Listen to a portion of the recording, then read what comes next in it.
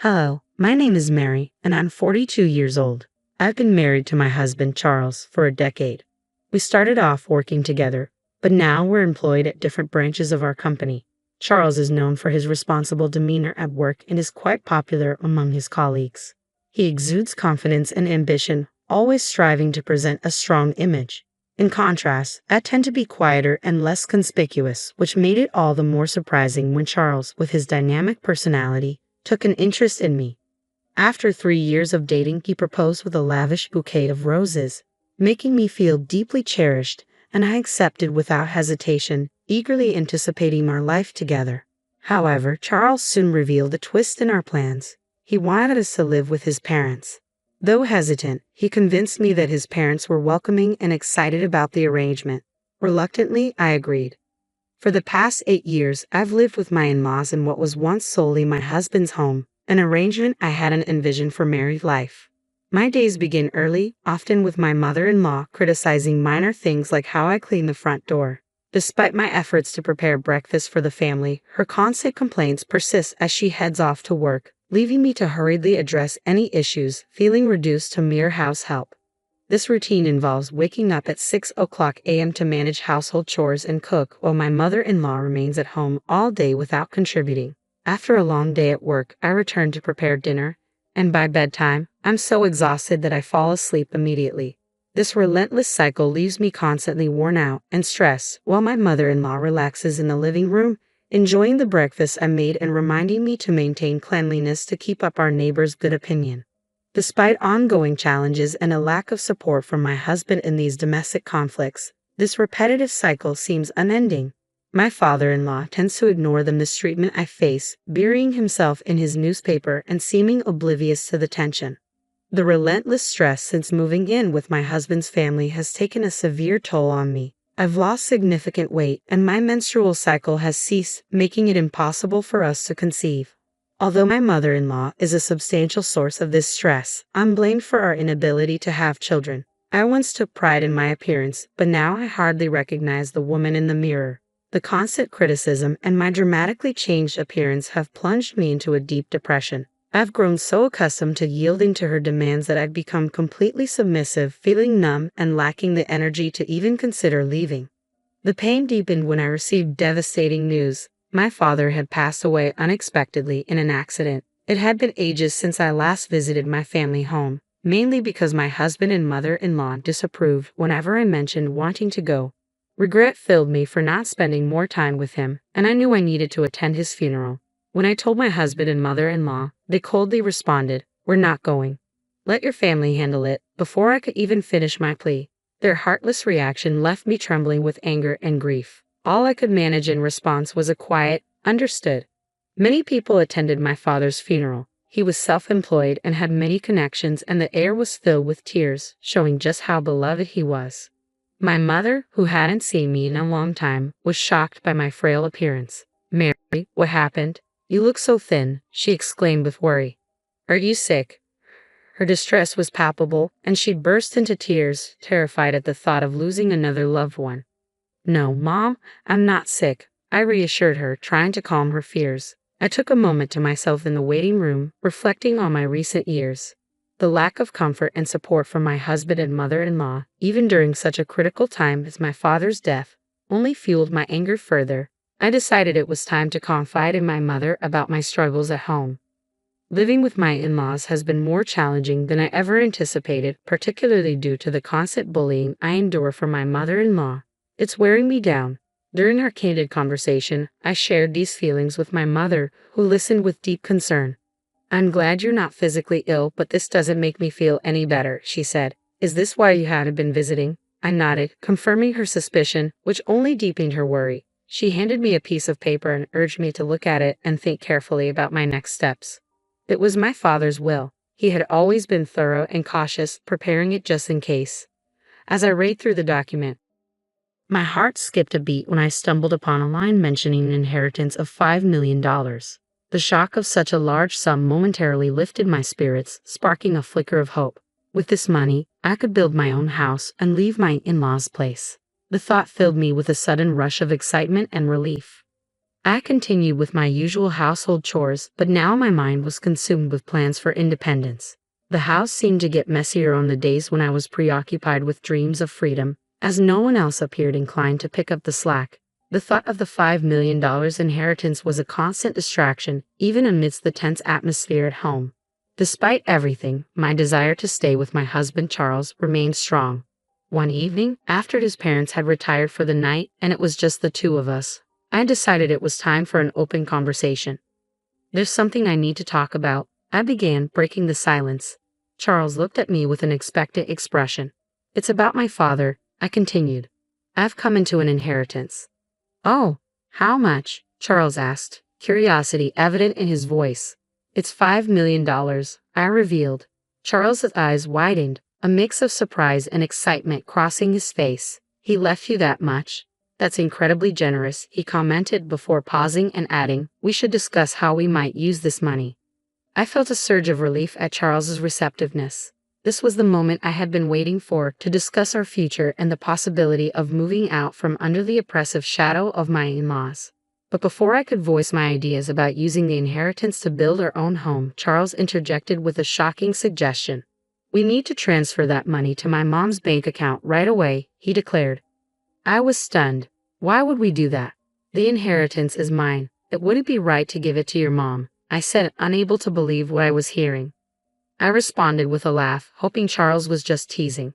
But his reaction was immediate and fierce. He slammed his hand on the table. "What are you talking about? A wife's money belongs to her mother-in-law," he exclaimed. His words were so outrageous that I struggled to believe he was serious. His stern expression sent a chill through me. "I'm sorry, but I don't understand," I replied, bewildered. All I wanted was to discuss the possibility of building a house for ourselves, but Charles wouldn't let me speak further. He insisted that my inheritance should go to his mother, and his insistence left me reeling. That night, I was too shocked to sleep. The next morning, while making breakfast, Charles and my mother-in-law confronted me with angry expressions. "Mary, I heard about the $5 million inheritance, and you said you wouldn't give it to me. Who do you think you are?" my mother-in-law demanded, her voice dripping with indignation. Charles had already informed her about the inheritance, and she was adamant. "Stop arguing and transfer the money to my account now. A daughter-in-law's money is our money," she asserted. Their intent to seize the inheritance was unmistakable, and despite my objections, they continued to pressure me. Eventually, it fell silent. That's when Charles produced a piece of paper. "You're getting carried away just because you've come into some money. I'm the one who's been supporting you. If you don't change your attitude, it's divorce," he threatened, holding up a divorce form already signed by him.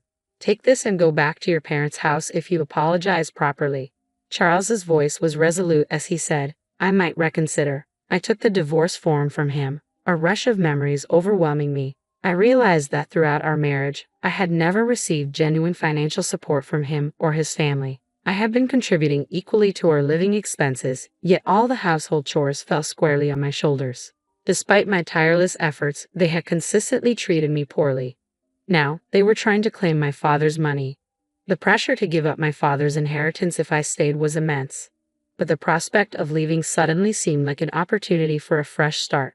Holding the divorce papers, I realized I had the power to shape my future. I vowed never to surrender my father's legacy and decided it was time to make a change.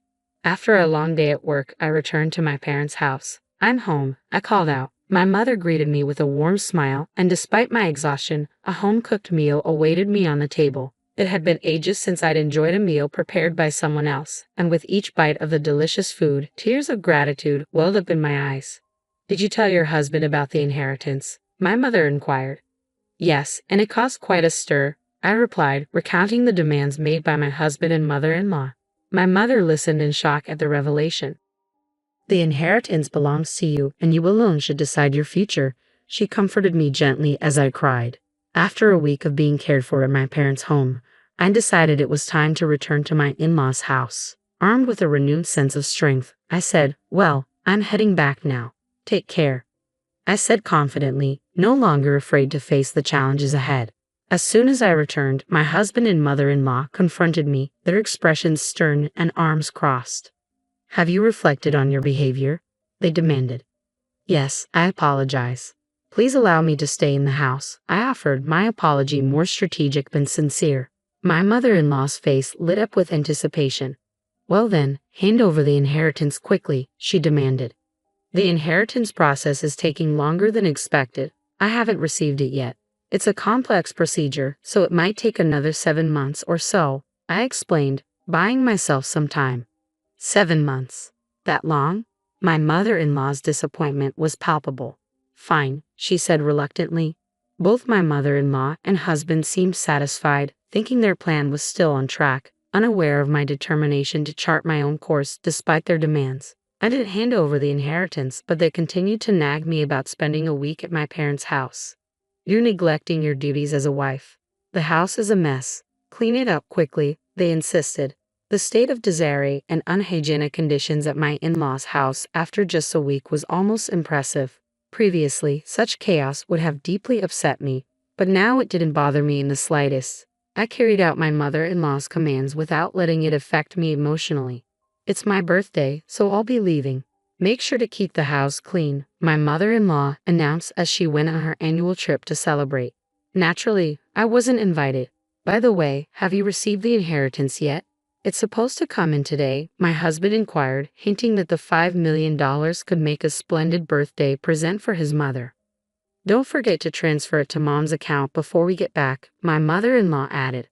The timing of her birthday coinciding with the supposed arrival of the inheritance felt too convenient.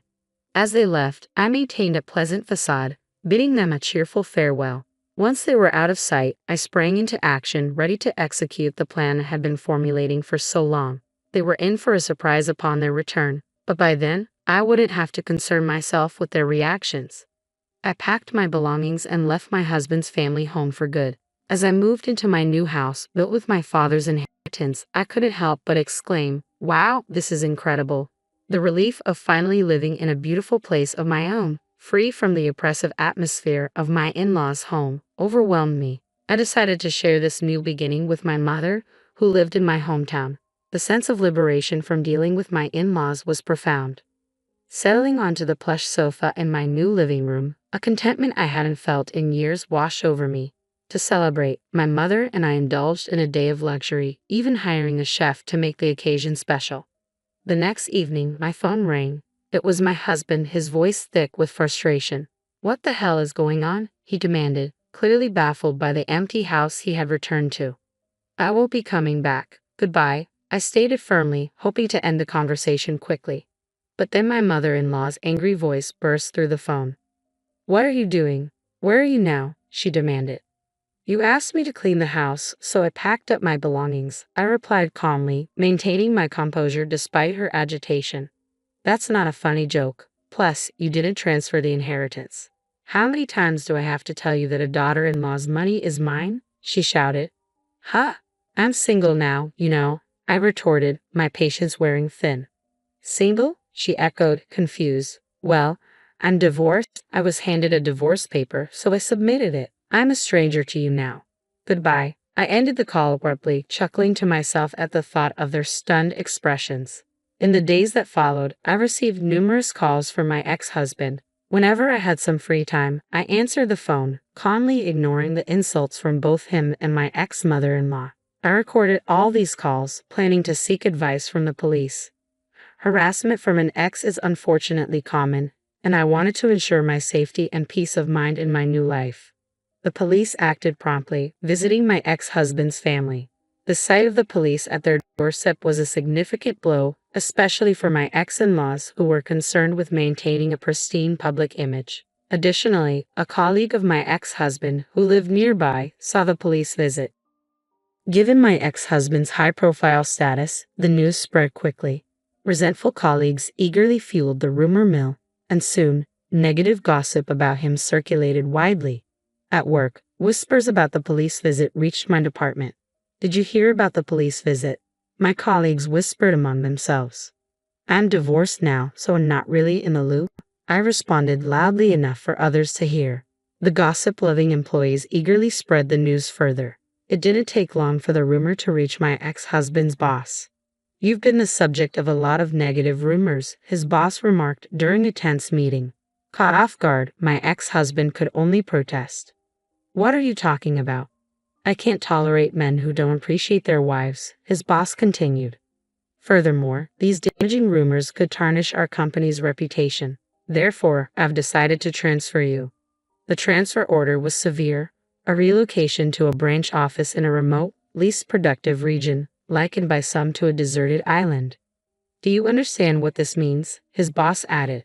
Everything my ex-husband had worked for up to that point crumbled. There was no hope of advancement in the foreseeable future, and he had no option but to relocate. As for my ex-mother-in-law, she was likely shocked by her son's suddenly tarnished reputation and the dramatic changes that followed. The upheaval took a toll on her, leading her to become withdrawn and, over time, showing signs of depression. Her behavior became erratic, causing disturbances at home. My ex-father-in-law, now the primary caregiver for his significantly changed wife, often lamented about the situation.